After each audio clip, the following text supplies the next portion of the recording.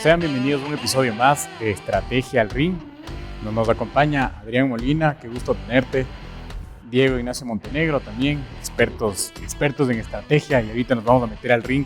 En el episodio anterior nos dejaste una historia que casi nos echamos a lágrimas y que de verdad luego reflexionamos al respecto, nos pareció muy interesante, ¿cierto? Hablamos muchísimo sobre cultura, sobre los valores, que más allá de ser unos pilares, que es muy importante, llegan a ser parte del core business. Entonces, eso realmente nos encantó. Ahora sí queremos dar el siguiente paso, ¿no es cierto? O sea, ya hablar de ustedes, cómo lo llevan a cabo, cómo manejan esos proyectos estratégicos, cómo funcionan los loops. Quisiera que nos expliques un poco más a profundidad acerca de estos temas. Con todo gusto, Guillo, Diego, muchas gracias. A ver, voy a atar lo anterior del tema de la cultura porque sigue siendo importante, diciendo lo siguiente. La definición de cultura que nosotros abrazamos es que la cultura es lo que piensas, pero sobre todo es lo que haces y cómo haces las cosas. Cuando queden enunciados no sirve, ¿no es cierto? Entonces, la cultura real en una empresa es eso, es cómo haces las cosas. Y eso se ata con lo que acabas de poner sobre la mesa. Cuando el cómo haces representa lo que eres, tienes que empezar a ser consistente y coherente con esa línea de pensamiento, ¿no es cierto? Entonces, claro, el paso previo de la ideación del pensamiento, del diseño de la estrategia que tienes que hacer, ¿no es cierto? Tiene que volverse práctico, tiene que aterrizarse. Y nosotros hemos descubierto en este proceso que la mejor manera de convertir la estrategia en realidad es con el involucramiento de las personas. Que también es cultura, al final. Que es cultura, y que para nosotros fue un cambio muy fuerte. Para poner en números relativos, cuando la generación de iniciativas estratégicas estaba a cargo exclusivamente del directorio del comité estratégico. O sea, del Olimpo. Del Olimpo, ¿no es cierto? Sí. Los grandes cerebros. Sí. Que es, hombre, gente brillante. Sí, yo les conozco, por eso puedo decir. Gente brillante, al que me honro de pertenecer. Si hacíamos 4 o 3 iniciativas estratégicas en el año, eran muchas. Desde que estamos trabajando en el tema de loops, que es realmente un aplanamiento de la cultura empresarial, ¿no es cierto? Un aplanamiento de la estructura empresarial, perdón, donde las personas se sienten involucradas, donde participan de manera voluntaria. Que eso es clave, ¿ah? Porque una cosa es que les exijas y otra cosa es que estén ahí voluntariamente. Y es un reto, ¿por qué? Porque normalmente la cultura de las empresas, los que estamos en posiciones directivas de las empresas, tendemos a querer imponer las cosas. Tenemos esa inclusive es generacional, de por aquí se hace, por aquí vamos, jefe dice, ¿no? El rato que te sientas en un loop, empiezas a aterrizar la estrategia en iniciativas estratégicas. Para complementar el dato que les estábamos dando, pasamos de 4 o 5, siendo generosos, a 10 o 15. ¿Y eso no te desenfoca? ¿Tú sentiste que no te desenfocó? ¿O es lo que se tiene que hacer de acuerdo al diseño del modelo estratégico? Es lo que se tiene que hacer. A ver, de hecho te da enfoque. Tiene muchas ventajas. El momento en que tú entras en el trabajo de loops, los loops se vuelven justamente esos cuerpos de gente que colabora sin jerarquía. Nosotros en High Telecom tomamos una decisión valiente y que por fortuna, pero más que por fortuna, yo creo que por conciencia y por nivel de inteligencia de los miembros del comité estratégico, fue aceptada. Y es que ningún gerente lidere un loop. Sino que lo lidere cualquier persona que persona que no sea gerente, y eso sí se impuso desde la perspectiva X. A ver, aquí ningún gerente ahí voy a mandar yo un gancho, si me permiten, un rato, porque esto que acaba de decir, a ver, nos ha enseñado en la teoría estratégica, ¿no es cierto?, desde que la Tierra era caliente, nos han enseñado, ¿no es cierto?, que la estrategia la dirige e incluso la desarrolla el Olimpo. Que yo sé perfectamente que en el caso de High Telecom, ser una empresa de tecnología, y conozco a la gente que trabaja contigo desde hace mucho tiempo y sé que lo brillantes que son, pero generalmente uno no quiere perder el poder, que también es cultura.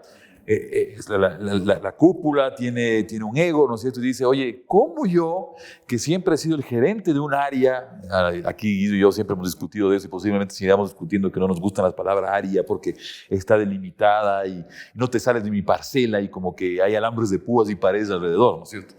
Pero como yo, que soy el gerente del área, no voy a liderar la estrategia, pues, o sea, eso es como más o menos dice en contra de lo que dice, no sé, algo que ha sido un paradigma mundial. Gracias, ahí viene la esquivada del gancho, que es bastante, que tuvo que ser bien pensada y que generó, de hecho, un efecto muy positivo. Y es que los roles de los gerentes en los loops eran de consultores y asesores. Son los Más no necesariamente planificadores. No los planificadores. Ellos son los guardianes de la estrategia, se la conocen, del la diseño. idearon. Bien. Entonces, ellos en el loop guían. Reglas que vienen de las grandes empresas de tecnología, como dice mi papá, de lo bueno hasta del diablo, lo malo ni de los padres. Claro. En las grandes empresas... Hay que invitar al papá de Adrián al próximo capítulo. Las grandes empresas en Estados Unidos, Facebook en particular, tiene una filosofía interna en la que está prohibido decir que no a las ideas de las personas. Pero tú tienes la obligación de tratar de guiarle hacia el objetivo estratégico. Sin embargo, puede salir alguien que tenga una idea que aparentemente está totalmente descodalada, ¿ya? Tu misión es no decirle que no, pero llevarle a pensar lo suficiente, por dos razones que para mí me parecieron fundamentales, y eso se implementó en High Telecom, y es que esa persona que tiene una idea distinta me puede estar dando una perspectiva que yo no vi, o que no vio un equipo, y que puede valer la pena intentar. Pero, y el pero es interesante, es la parte dura, es si yo trato de hacerte entender que tal vez estás muy divergente de la idea central y tú insistes, te permito hacerlo. Pero si es que te permito hacerlo, significa que eres consciente que si es que tu idea no fue lo suficientemente bien pensada y terminó siendo totalmente divergente y no aplicable, eso tiene consecuencias. Y ahí me haces acuerdo, disculpa que te interrumpa, pero me haces acuerdo a un tema que lo tratábamos con una compañía muy amiga también hace un par de semanas en la ciudad de Guayaquil, Ecuador, en donde hablábamos justamente de la cultura, y aquí hablábamos de la cultura de Netflix, porque ya topaste, ¿no es cierto? Pero la cultura de Netflix tiene para mí me parece un pilar fabuloso, o dos pilares fabulosos. El primero es que ellos hablan de la densidad del talento, es decir, no escogen, el proceso más importante para ellos, para hacerlo más simple, es el proceso de selección de personas. Todas las personas que entran, por supuesto, bajo una cultura y bajo una estrategia, a Netflix, tienen esa capacidad de ser talentosos. Pero talentosos en varias vías, no solamente en la vía del conocimiento cognitivo, digamos así, sino en la vía de la inteligencia emocional, práctica, abstracta, muchas cosas. Ellos no contratan a gente que no sea talentosa. Y el segundo pilar es que se dicen las cosas sinceramente. Lógicamente, ellos hablan de una sinceridad altruista. Es decir, con un propósito virtuoso atrás, pero se dicen las cosas con altura, con respeto, con cariño, pero se dicen las cosas. Es más, al que no le dice le sacan de la organización porque, oye, tú puedes ayudarme con esa sinceridad a mí a mejorar. Es más o menos lo que estás diciendo, te entiendo así, ¿no? Sí, y atando a lo que acabas de decir, Diego, nosotros en High Telecom los loops son multidisciplinarios, son voluntarios y multidisciplinarios. ¿Cómo llegas a los loops? Es otra historia. Y esa es la historia de cada empresa en la que tendrá que seguir su derrotero y tendrá que determinar en qué se tiene que enfocar. Para eso no hay recetas. Pero para lo que sí hay tal vez una metodología es el cómo llegar a los loops. Eso es súper importante. Pero después es cómo los accionas. Como tú decías, es importante que sea accionable. La multidisciplinariedad genera dos efectos en la organización muy importantes. El primero, sin querer queriendo, como diría el chavo, te provocas trabajo colaborativo. Claro. Aunque en la estructura normal es temporarias, en los loops se genera un espíritu de colaboración. Muchas personas que habían trabajado en High Telecom desde hace más de 10 años recién se enteraban lo que hacía el otro en otra área y recién se enteraba de su punto de vista. Y esto me imagino que en las empresas más grandes como las que tú has estado, ¿no es cierto? Es todavía peor, ¿no? Así es, y justo aquí te tengo una pregunta porque me dijiste, pasamos de 4 iniciativas, de 3 a 4 a 10, 15, ¿no es cierto? Y o sea, justamente estaba leyendo sobre el execution, que es un modelo en el que llevas a cabo proyectos y sobre todo es más aplicable a ventas. Pero aquí te dice que las ideas, ¿no es cierto?, se generan a más velocidad de lo que tú puedes implementar. Entonces, aquí mi pregunta es, ¿cómo tú, de alguna forma, eliges, ¿no es cierto?, entre las ideas en las que se quieren enfocar? Porque de alguna forma, por ejemplo, yo llegué a trabajar en una empresa donde teníamos 100 iniciativas y luego era una reunión para entonces empezar a calificar a todas y decir, mira, estas 10 quizás aplican. Quizás muchas buenas ideas se pierden, ¿no es cierto?, por la forma de ser. Entonces, en ese proceso, ¿cómo lo hacen ustedes? ¿Cómo lo llevan a cabo? A ver, nosotros seguimos una metodología que tiene nombre y apellido, es el modelo Cultex. Y eso es interesante, ¿por qué? Porque coge la estrategia se aterriza en puntos álgidos de solucionar, que son la semilla de los loops. ¿Ya?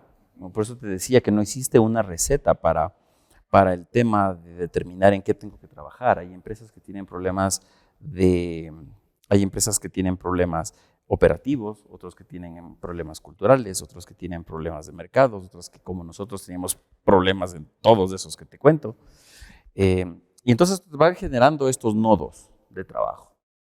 Dentro de esos nodos de trabajo con objetivos estratégicos claros, tú desarrollas a partir de los objetivos estratégicos, desarrollas las iniciativas que tienes que modelar. O sea, del diseño de la estrategia vas descendiendo, por supuesto, o vas conectando, Sí. para no ponerlo en pirámides, sino vas conectando. Se conectan, y de hecho se interconectan. Es interesante. Y luego que tienes las iniciativas, es un proceso particular, pero yo creo que es vital. Y es determinar primero la interconexión entre las iniciativas, porque la interconexión entre las iniciativas te da la priorización. Claro, porque hace como un ciclo de iniciativas. Tú tienes una serie de iniciativas, es más o menos como planificar una casa, ¿no es cierto? Y después, digamos que no hubieran arquitectos tradicionales, ¿no es cierto? O ingenieros tradicionales. Entonces vos dices, mi primera iniciativa es poner los plintos, mi segunda iniciativa es paredes de adobe, la tercera es de estructura de madera, qué sé yo. Entonces dices, ¿por dónde empiezas? Entonces, claro, dices, ¿cómo se conectan? Vas a llegar a un momento que dices, lo primero son los plintos. Es como el cuerpo humano, pues, o sea, yo soy enemigo del tema de las especializaciones, pues, con respeto a todos los médicos, yo tengo 2 en la casa, pero el asunto es, oye, el corazón está también conectado con imagino, con los pulmones y con el estómago. Hay una base. Sí, y no puedes verlos por separado, ¿no? Hay una base y justamente esas interrelaciones te permiten priorizar. Y respecto a lo que tú acabas de decir, ideas buenas que se pierden, la verdad, sería un error perder ideas. Lo que puedes hacer es diferirlas. Lo que nosotros hemos detectado es que hay muy buenas ideas que tal vez falta algo que conecte, por eso es que el análisis de conexión es fundamental. Las conexiones son fundamentales. Entonces tienes una idea genial y de hecho el ejercicio es interesante. A ver, ¿cómo le conecto a esto a lo que estoy haciendo? Puede pasar que tengas una idea brillante, pero que no se conecte. Y ahí sí la agarras y le pones a un ladito. Y que no se conecte con la cultura, no se conecte con el objetivo estratégico. Y ahí podrá ser idea muy brillante, pero no necesariamente es aplicable para ti. ¿Ya? Una talla le calza a todo el mundo en estrategia, de nuestra experiencia, no funciona. Por eso nosotros en la estrategia del RING, y cuando nos subimos al RING decimos, no hay que enamorarse de las ideas, ¿eh? No hay que enamorarse de las ideas, hay que enamorarse del propósito, de la estrategia, pero claro, no hay que enamorarse de las ideas. Las ideas se van pegando solitas cuando justo te enamoras de tu propósito. Porque la priorización también viene porque aquí ideas son divergentes de hacia dónde quiero ir. Y podrá ser brillante para ti o para mi competencia, pero eventualmente para mí no. No, porque yo tengo mis recursos, tengo mi gente, tengo mi talento y tengo sobre todo mi propósito marcado, ese propósito que habíamos hablado, infinito, que es muy distinto al propósito, por más que sean compañías que tienen los mismos productos, pueden tener propósitos totalmente distintos con los mismos productos. Así es. Es el ejemplo que nosotros en la organización conversamos cuando hablamos de estas cosas con las personas. Decíamos, llevándolo a lo simple, pero todos vendemos arroz. ¿Qué haces con el arroz? Claro. Es distinto. ¿No es cierto? Yo puedo hacer un arroz con menestra en un restaurante de a $2.50 o puedo hacer una estrella Michelin con el mismo arroz. El propósito es distinto. Sí. O sushi. Claro, entonces, no es el producto, no es... a veces no es ni el conocimiento, es cómo lo utilizas y cómo lo aplicas y en qué te va. ¿Cómo lo conectas? ¿Tú crees que esa frase es importante, ¿no es cierto? No sé qué piensas también tú, Guido, pero ahí el tema de cómo conectas el conocimiento es único, ¿no? Es como un algoritmo, si podemos ver así. Cómo conectas el conocimiento a lo que necesitas realmente y vas a necesitar en el futuro, es un algoritmo único. Ahí entra la cultura. Ahí entra la cultura. Ahí entra la cultura y a veces puede sonar como cliché y a veces puede sonar hasta como canción, como medio esotérico el tema, ¿no es cierto? Pero la verdad es que en estos tiempos modernos en la que el arroz es común y es accesible para todo el mundo, lo único que no se puede copiar realmente es la manera en la que haces las cosas. Y por eso empecé diciendo, tu cultura es el cómo haces las cosas. Va más allá del know-how. Es el cómo haces las cosas, no solamente desde la perspectiva del conocimiento, sino el qué haces, el cómo las ejecutas. Fundamentalmente, yo puedo hacer negocios éticos o no éticos. O sea, el conocimiento del know-how está atrás, es único. Y esas características, y ahí entran esas competencias y entran esas habilidades que tienes que desarrollar con el objetivo de diferenciarte. Porque ahí es donde radica realmente la diferencia. Por ejemplo, en High Telecom somos la pasión por transformar. Y nuestro why, ese propósito profundo nuestro, no es solo comercial, pues. No es el eslogan. No, desata el actuar de las personas dentro de la empresa. Un ejemplo sencillo. Los vendedores entienden que logrando sus metas comerciales y las operaciones entienden que logrando las eficiencias operativas requeridas, las utilidades de la empresa pueden aumentar y eso le va a afectar directamente a la señora ama de llaves, en las que unas utilidades, producto del buen trabajo de la organización, pueden ser 6 veces su sueldo y eso transforma su vida. Para los que no nos están viendo de otros países, en el Ecuador, es importante hacer la aclaración, en el Ecuador y en algunos países de Sudamérica se utiliza la figura de las utilidades. Parte de esas utilidades se reparten entre las personas equitativamente entre todas las personas de la organización.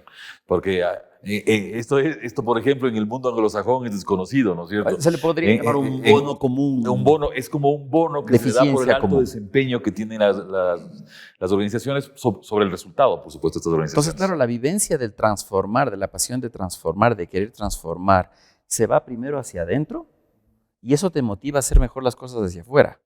Y esto es buenísimo. O sea, todavía, digamos, me encanta, pero me parece un poco conceptual, porque, por ejemplo, en esta metodología del 4X te dice, cuando manejas equipos necesitas tener marcadores, ¿no es cierto? Incluso cuando tú juegas, cuando un equipo de básquet, por ejemplo, se enfrenta a otro, tienes el marcador y saben exactamente si están perdiendo, están ganando, o sea, sienten el juego, digamos, en vivo. ¿Cómo sienten en tu organización este aporte, ¿no es cierto? Digamos, las utilidades es un indicador, pero ya llega a ser final. Entonces, ¿qué estás cumpliendo con tu trabajo? ¿Tienes quizás unos KPIs? Ahí es otra cosa revolucionaria que tienes que hacer. Y es ser como libro viejo, abierto. Entonces, la organización, todo el mundo sabe, a excepción hecha de cosas confidenciales, que son muy pocas y que están más relacionadas al cumplimiento de la legislación, como la confidencialidad de sueldos, como la confidencialización de datos personales y demás. Pero en general, la organización de nosotros puede y tiene que ver su desempeño y el desempeño de la compañía para entender si es que está o no aportando o si está construyendo o destruyendo valor. A ver, lo que acabas de decir es otra ruptura de paradigma tremendamente fuerte. Esto es otro gancho, ¿no? Este sí es gancho al hígado, pero porque hay muchas organizaciones que todavía siguen pensando que la información es secreta. Y ahora si pones, ¿no es cierto?, coges Google y pones ahí, dame la estrategia de Apple, te da pero hasta con nivel de detalle y nada es secreto. Ahí un poco regresamos a lo que tú estabas diciendo, ¿no? Es el cómo yo junto a las personas, el talento de las personas, el cómo conecto, el cómo miro mi propósito sobre estas cosas. Entonces, en la organización no tenemos por qué cerrar la información a nadie. Es más, debemos contarla, porque eso ayuda incluso hasta que el sector crezca, ¿no? Coerciona los esfuerzos de las personas, ¿no es cierto? Como les comentaba antes de empezar la conversación, parte de los loops, y ahí vienen las iniciativas de las que hablábamos, se modelan.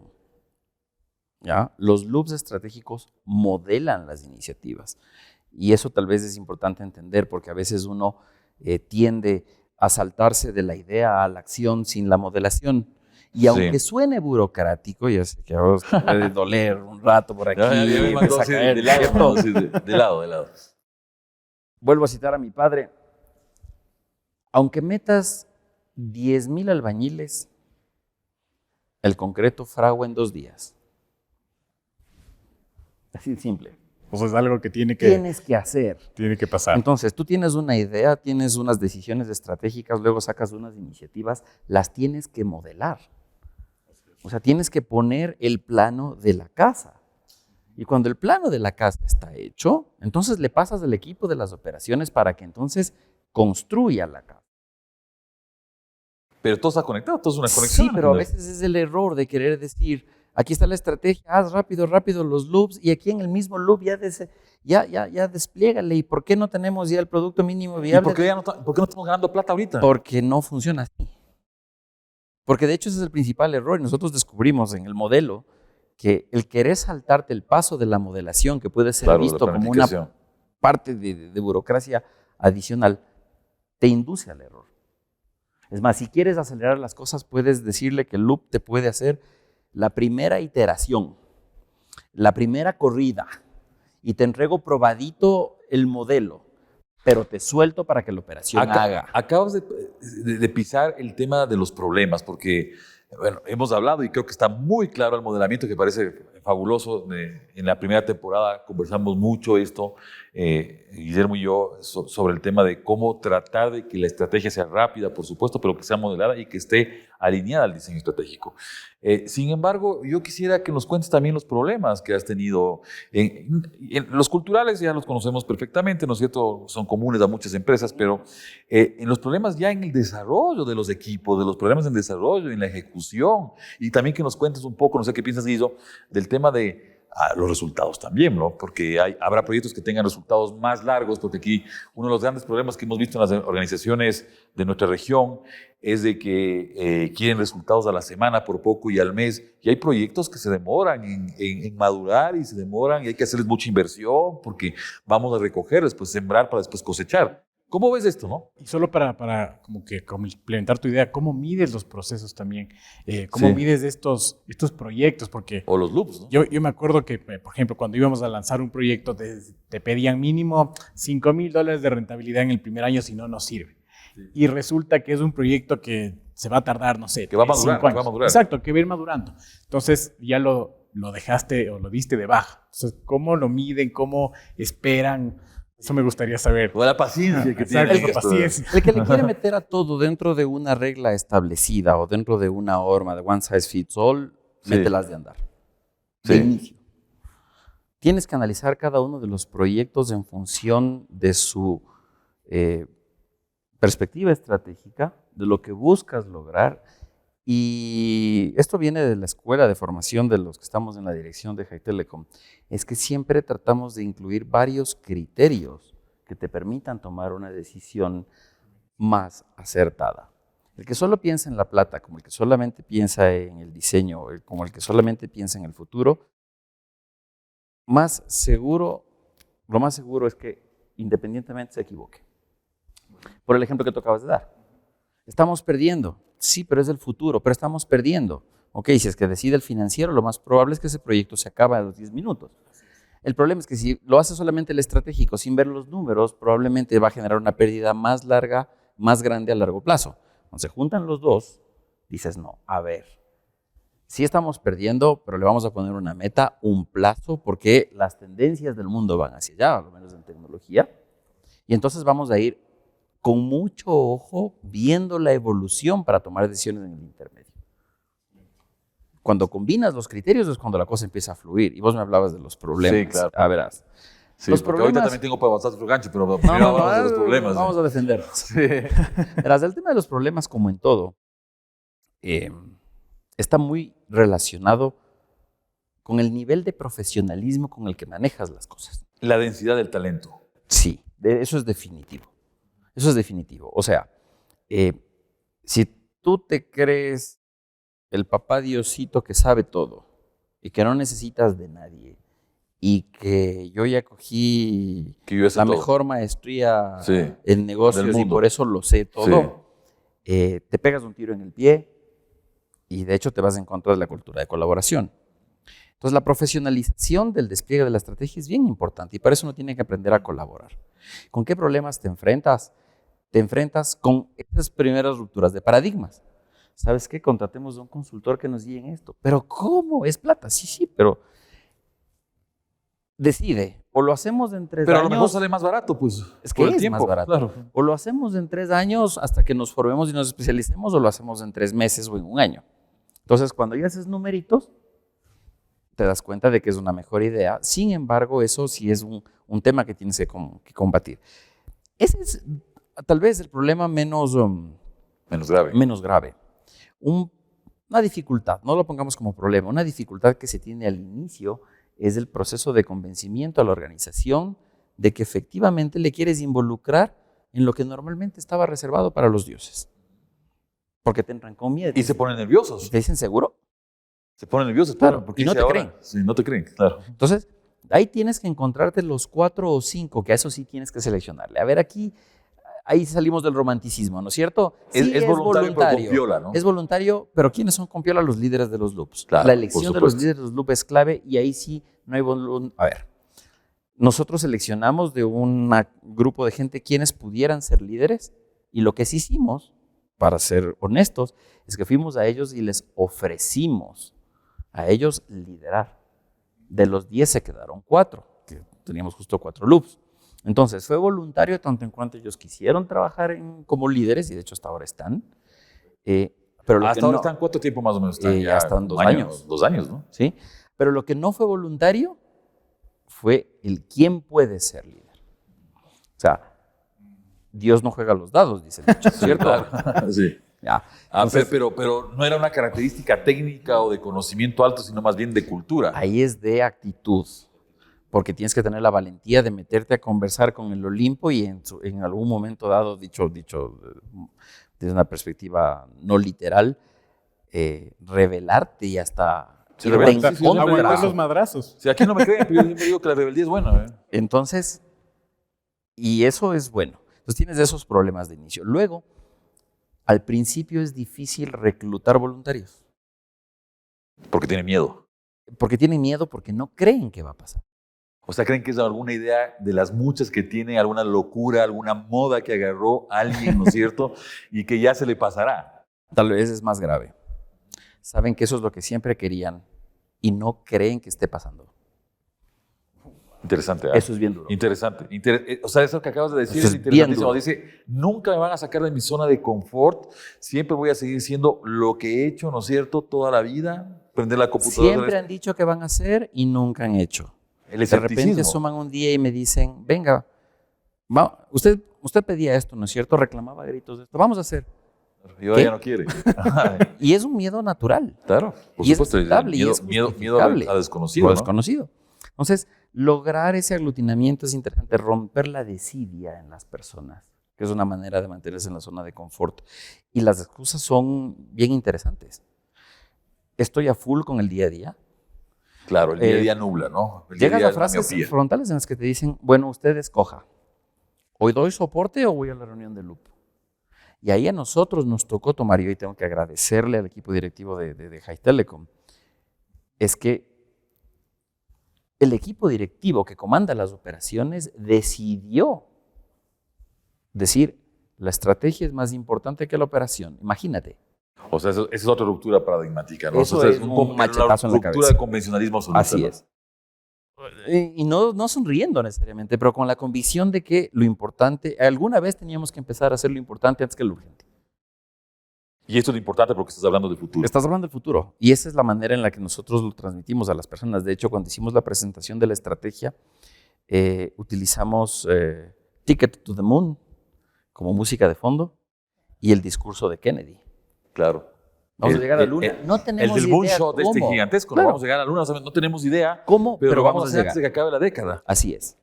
Es un moonshot. O sea, es algo grande, gigante, que no sabes, pero que lo que tenemos que hacer. Y así es. Y parafraseándole, utilizándole una frase de Millán Ludeña, que yo utilicé en esa presentación, les dije, si es que no te tiemblan las piernas, el reto no es lo suficientemente grande. Correcto. Te tienen que temblar las piernas. Si no sufres. Si no, Si no te duele. Bajo si no te duele, pero más que doler, si no te da ese shot de adrenalina. Correcto. De querer llegar allá. Entonces los retos son importantes. Y aún así, esos siguen siendo problemas que todavía eran manejables dentro de nuestro propio aspecto. Cuando la cosa se pone compleja, es que cuando pasas del modelamiento de esta inserción burocrática necesaria, ¿no es cierto? Y pasas a la ejecución, hay algo que nosotros consideramos que es clave y es empezar a trabajar en gestión de cambio. Si es que no le metes unos centavachos, sino algunos centavachos Algunos billetes verdes. en la gestión de cambio, y si no la empiezas al inicio, la probabilidad de fracaso es bien alta. O sea, pero esto de la gestión de cambio, ¿cómo le metes al inicio? O sea, desde el inicio, ¿tienes alguna metodología de mejoramiento continuo? Hay toda una ciencia, ahí entró también consultores de gente cuesta entender la gestión del cambio realmente, cuesta entender, porque uno desde la perspectiva directiva inclusive dice, pero a ver, está tomada la decisión, pues cuestión de meter un carajazo, y si no le dan los KPIs que planteamos, pues le cambiamos. Dices, ok, y cuando bajas y la cosa simplemente no carbura, o sea, aquí está el plan. No coordina, están las cosas, sí. No avanza, No claro. Ocurre. Te reúnes con la gente, le dices, vamos a ir para allá, y tú no te dice, perfecto, para allá vamos. ¿Y les ves caminando para allá? Hey, pero era por aquí. Sí, ya vamos. Espero solo el día a día primero. Y es literal, ya vamos. Pero es que no. Y tienes circunstancias en las que llega un punto en el que, ¿por qué entra la gestión de cambio? Porque te frustras también como directivo. Porque dices, a ver, me acabo de sacar la madre en esta tontería. Y no funciona. Y no me hacen caso, y cuestiones inclusive tu potencial liderazgo, y dices, ¿qué está pasando? Y es todo lo contrario. ¿Será que soy bueno? Te cuestionas. Pasan esas cosas y por te cabeza, ¿no? cuestionas, porque inclusive llegas a la parte del ego en la que dices, a ver, yo estoy capitaneando este tema, y tengo un equipo directivo que está junto a mí.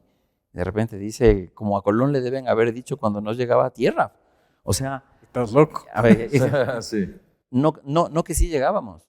Sí, y han pasado varios días y no ya llegamos. van varios meses y esto no cuaja, y los de abajo también y no vemos dicen, nada. Exactamente.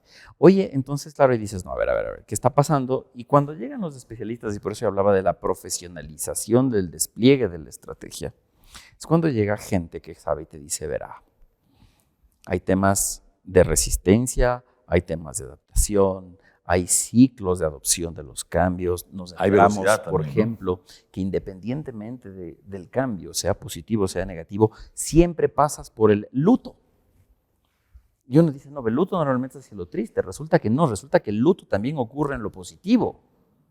Y el luto en lo positivo es que no te crees que sea tan bonito para ser verdad, y esa es la frase típica. Esto está muy bonito para ser cierto. Increíble. Oye, porque... Antes de cerrar, Guillo, discúlpame. Sí, no, vale. Yo tengo algo que me da vueltas en la cabeza con lo que tú acabas de decir. Entonces, la gestión del cambio, no sé si tú también ibas por ahí, pero la gestión del cambio no es un tema de decirme a mí o decirle al equipo directivo, hoy vamos a cambiar.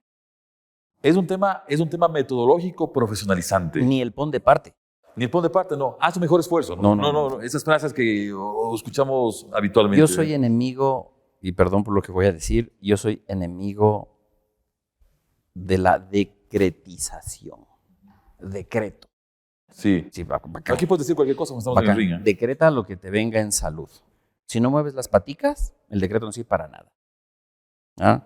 Me voy a curar. Ok, ¿dónde está el doctor que te va a curar? Lo que pasa es que el decreto funciona en muchísimas organizaciones. El 80% de las organizaciones funcionan por decreto de algún ser supremo, ¿no? Sí, pero el decreto, yo le veo al decreto no como la disposición, sino al decreto como el hoy voy a estar bien. O sea, chévere para el paso inicial, pero luego ¿qué vas a hacer? La gestión de cambio es importantísima. ¿Por qué? Porque realmente es la que reduce el nivel de resistencia en la organización para que los proyectos ocurran. Y es así de simple. Y mientras más temprano le metas a la fricción esta que existe reduce natural, la fricción, ¿no? Natural. Perfectamente natural. Los seres humanos tendemos a resistirnos al cambio. Hay una ley física que muchas veces no entendemos, y en eso Newton era un genio. Decía, ¿quieres entender al mundo? Mira la naturaleza. La ley de la inercia se aplica en todo. Los cambios... En la física está todo, es increíble. Entonces, mientras tú reduzcas, seas capaz de reducir esa fricción, aceleras el despliegue y aceleras también la consecución y la obtención de resultados. Si es que no eres capaz de resultar, y ahí un poco voy a ir a tus KPIs y por qué me sonreí cuando me hiciste esa pregunta, es por lo siguiente. Yo pensé que te había esquivado, ¿no es cierto? No. Estaba guardándole para más. Para el final, es un tema de ajedrez. Verás, los KPIs o los indicadores, ponle el nombre que quieran, tienen que efectivamente mostrarte algo. ¿Ya? Entonces, por ejemplo, en los loops estratégicos, poner indicadores para el proyecto de loop, el único que nos ha servido a nosotros es el tiempo de consecución, porque es el tiempo de modelación. O sea, el cumplimiento de los hitos. Cumplimiento de los hitos de que estás modelando a tiempo. Ahora, cuando pasa la operación, ese es otro cantar. Claro, cuando ya pasa esto al proceso, digamos. Voy a implementar esta unidad de negocio que en tanto tiempo me tiene que dar tanto. En tanto tiempo tengo que formarle y empiezo a tener estos tipos de indicadores. De hecho, cambian. Al inicio, como te decía, en una de las unidades de negocio que se formaron, de la que el directorio me encargó que le saque adelante, y esa es otra cosa importante. El directivo tiene que tener la capacidad de cambiarse el sombrero, salir del Olimpo para bajar a dirigir en el campo. O sea, y cambiarse el sombrero, cambiarse el rol. General de guerra metido en el campo y teniendo la capacidad de salir a ver si es que se está ejecutando el plan. Y hay que ir en ese juego.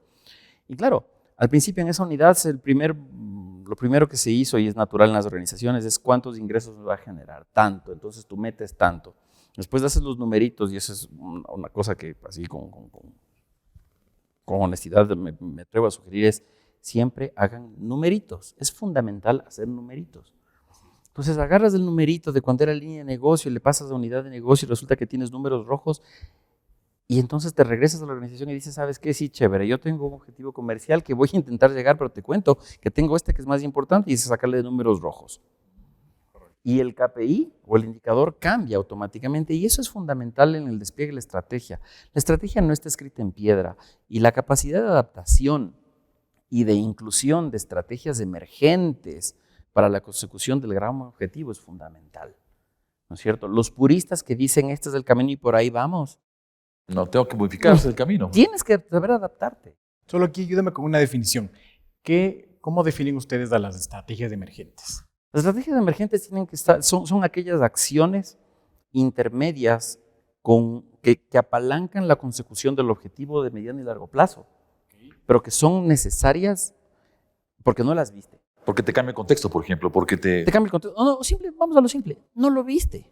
En el momento que diseñaste, simplemente se te escapó. Eres un ser humano, nadie tiene la bola de cristal. O sea, es la estrategia que la aplicas digamos, mientras estás... Cuando estás en el campo y te topas la piedra, sabes que no puedes dar ese paso, sino que tienes que girarle, darle. Pero tienes clarísimo que allá es donde tienes. O sea, yo tengo que llegar a esa ciudad, pero a lo mejor tomo esta autopista o a lo mejor tomo este otro camino. Se cayó el puente. Se cayó el puente.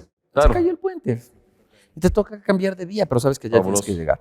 Si es que no tienes esa capacidad, y ahí lo importante es la velocidad de darte cuenta, y eso le cuesta al directivo. Porque va al ego. Porque dices, ya tengo que llegar y por aquí puse el plano perfecto. Rápido, con velocidad crucero. Y porque yo ya dije. Está en juego. Es el decreto. Claro. Ya decretó que era por ahí, pues. Está en juego mi capacidad de ver el camino adecuado. Y eso te pega en el ego. Entonces, la ruptura de paradigmas a nivel de directivos es súper importante. El despliegue de la estrategia está directamente relacionado a la capacidad del directivo de cambiarse de sombrero y de aceptar la ayuda de los demás.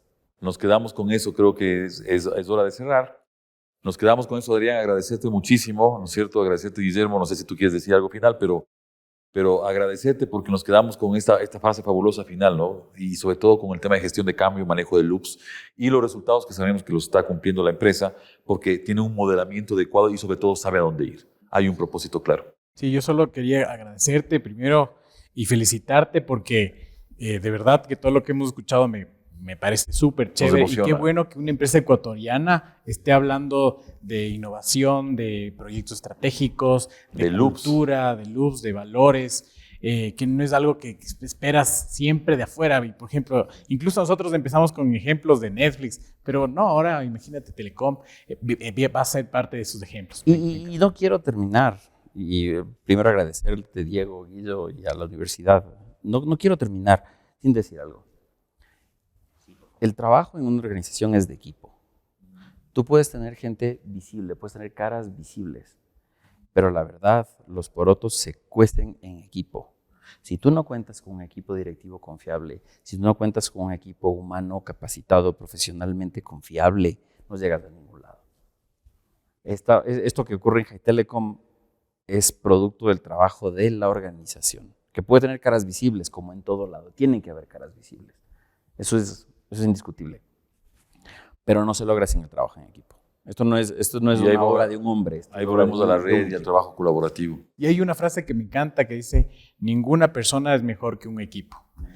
Y eso es increíble. Eso es claro, el que se cree esto, ¿no es cierto?, que se va a vivir a Marte, porque aquí en la Tierra no existe. Bueno, muchísimas gracias a todos. A Les agradezco mucho. Gracias, Muchas gracias. gracias. A Gracias a ustedes. todos. Gracias. Nos vemos en el a todos. próximo Estén muy capítulo. bien. Muchas gracias. Hasta luego.